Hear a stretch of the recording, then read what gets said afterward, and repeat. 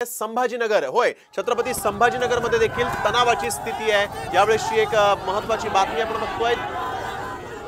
संभाजीनगर मध्ये देखील तणावाची स्थिती निर्माण झालेली आहे आणि पोलीस स्टेशनच्या बाहेर आंदोलकांनी गर्दी केली आहे। हातात काळे झेंडे घेऊन हे आंदोलक आता पोलीस स्टेशनच्या बाहेर आलेले आहेत। पोलीस स्टेशनच्या बाहेर आंदोलकांनी प्रचंड गर्दी केलेली आहे। संभाजीनगर मध्ये देखील तणाव। सुशील थोरात आमचे प्रतिनिधी आपल्या सोबत फोन लाईन वरून जोडले गेले आहेत। सुशील, नेमकं काय घडतंय, काय अधिक सांगाल? आपण पाहिलं तर अहमदनगर शहरातील नगर आणि छत्रपती संभाजीनगर महामार्गावर हा जो मोर्चा आलेला आहे, जिल्हा पोलीस अधीक्षक कार्यालयासमोर हा मोर्चा पोलिसांनी अडवलेला आहे। शेकडो जे मुस्लिम बांधव आहेत ते आता रस्त्यावर उतरलेले आहेत। रामगिरी महाराज यांनी मुस्लिम जे धर्मगुरू होते त्यांच्याबद्दल आक्षेपार्ह विधान केले होतं, त्या विधानाच्या निषेधार्थ हा मोर्चा आता पोलीस अधीक्षक कार्यालयामध्ये येऊन धडकलेला आहे। हजारो मुस्लिम युवक सध्या या रस्त्यावर बसलेले आहेत। संपूर्ण रस्ता महामार्ग हा जाम झालेला आहे। नगर मनमाड असेल, नगर औरंगाबाद असेल, हा सर्व महामार्ग या तरुणांनी जाम केला आहे। रामगिरी महाराज यांना अटक करावी आणि त्यांच्यावर गुन्हे दाखल करावेत अशी मागणी या मुस्लिम बांधवांकडून होत आहे।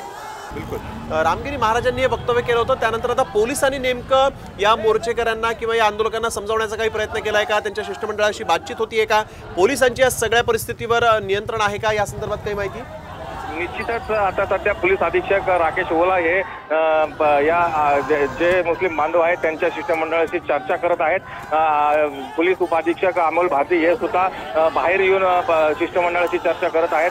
सर्व बांधवांना त्यांनी विनंती केलेली आहे, तुमची जी मागणी आहे ती मान्य होईल, मात्र तुम्ही हा रस्ता रोको अचानक केलेला बंद करावा अशी पोलीस प्रशासनाकडून विनंती करण्यात येत आहेत। मात्र जे तरुण आहेत ते ऐकायला तयार नाही कोणाचे।